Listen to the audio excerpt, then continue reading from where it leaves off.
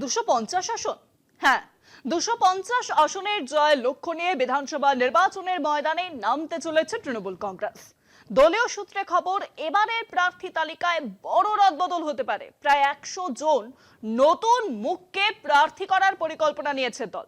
Performance, জনসংযোগ ও মানুষের অভিযোগ, এই সব বিষয় খতিয়ে দেখেই টিকিট দেওয়া হবে। ফলে এখনকার একাধিক বিধায়কের টিকিটই অনিশ্চিত হতে পড়েছে।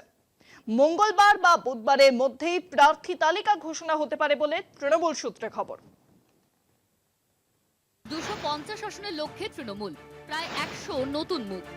250 আসনের জয়ের লক্ষ্য নিয়ে বিধানসভা নির্বাচনের ময়দানে বড়সড় ঝাঁপ দিতে চলেছে তৃণমূল।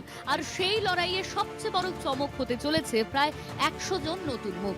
দলীয় সূত্রে খবর, প্রার্থী তালিকায় বড় রদবদল করে সংগঠনকে আরো শক্তিশালী করার কৌশল নিয়েছে তৃণমূল সুপ্রিমো। নবীন ও প্রবীণের মিশ্রণের পাশাপাশি সমাজের বিভিন্ন ক্ষেত্রের প্রতিনিধিদের গুরুত্ব দিয়ে তৈরি হয়েছে এবারের তালিকা।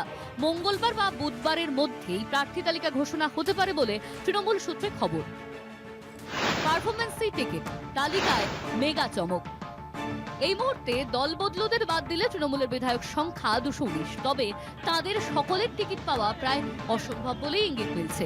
পারফরমেন্স, জনসংযোগ, মানুষের অভিযোগ, বয়স বা অসুস্থতা, এই সব বিষয় খতিয়ে দেখেই টিকিট বন্টন করা হবে। ফলে একাধিক বর্তমান বিধায়ক টিকিট না পেতে পারেন। রাজনৈতিক মহলের মতে সংগঠনের নতুন শক্তি ও নতুন বার্তা দিতে চাইছেন মমতা বন্দ্যোপাধ্যায়। মমতার বড় কৌশল, বিজেপির আসনে নজর, ভোট যুদ্ধে তৈরি তৃণমূল।